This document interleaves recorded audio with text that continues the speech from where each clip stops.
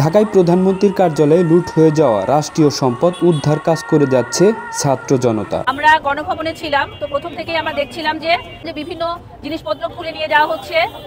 আমরা এরকমও দেখেছি যে ফ্রিজে যে মাংস সেগুলো নিয়ে যাওয়া হচ্ছে। তখন আমাদের কাছে খারাপ লেগেছে। আমরা প্রথমে 3 জন দাঁড়িয়েছি রাস্তায়, সবাইকে আটকিয়েছি।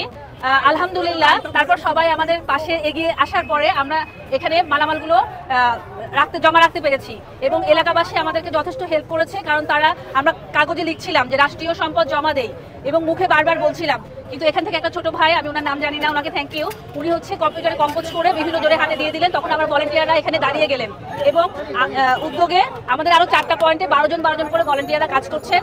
তো আমরা এটা সুন্দরভাবে রাষ্ট্রের কাছে হ্যান্ড ওভার করতে চাই। তো আপনারা যদি আমাদেরকে একটু হেল্প করতেন আমাদের খুবই ভালো হতো, কারণ আমাদের বাসায় ফিরতে হবে। আমরা 2টা থেকে এখানে দাঁড়ানো।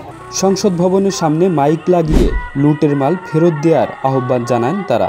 ইতিমধ্যেই ছাত্রদের হাতে প্ল্যাকার্ড দেখে অনেকেই তাদের লুটের মাল ফেরত দিয়েছেন। এখানে প্রচুর ডকুমেন্টস আছে, বিভিন্ন ডায়েরি আছে, তারপর হচ্ছে যে বিভিন্ন অ্যান্টিক শোপিসগুলো আছে এবং পেইন্টিংসগুলো আছে, যেটা দেখে মনে হয়েছে এটা রাষ্ট্রের একদম নিজস্ব সম্পদ। এটা কোনোভাবেই চুরি যাওয়া কিংবা কোথাও যাওয়া উচিত না। এই জন্য আমরা এখানে দাঁড়িয়েছি এবং সবাই মিলে আমাদেরকে কিন্তু সাপোর্ট দিয়েছে। এটা গণভবনের জিনিস আছে, সংসদ ভবনের জিনিস আছে এবং বাইরে যে জিনিসগুলো ছিল এমনও হয়েছে যে আমরা বদনা এবং ময়লার যে ঝুড়ি সেগুলো কিন্তু মানুষ নিয়ে যাচ্ছিল।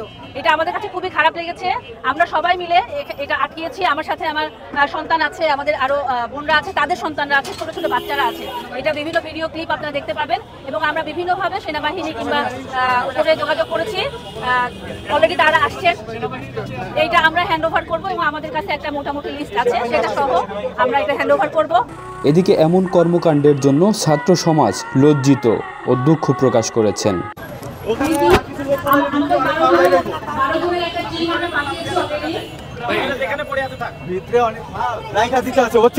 আমি এই যে দেখতে আছি, ওই যে 2টা এসি নিছিল, আমি এসি 2টা আইনা দিছি। এই একটা চেয়ার বাইক করছিল, আমি চেয়ারটা আইনা দিছি। ঠিক আছে, যদি লোক পাঠাই 2-4 জন, তাহলে মাল আরো বাইরে আসবে। Kamrul Islam, news desk.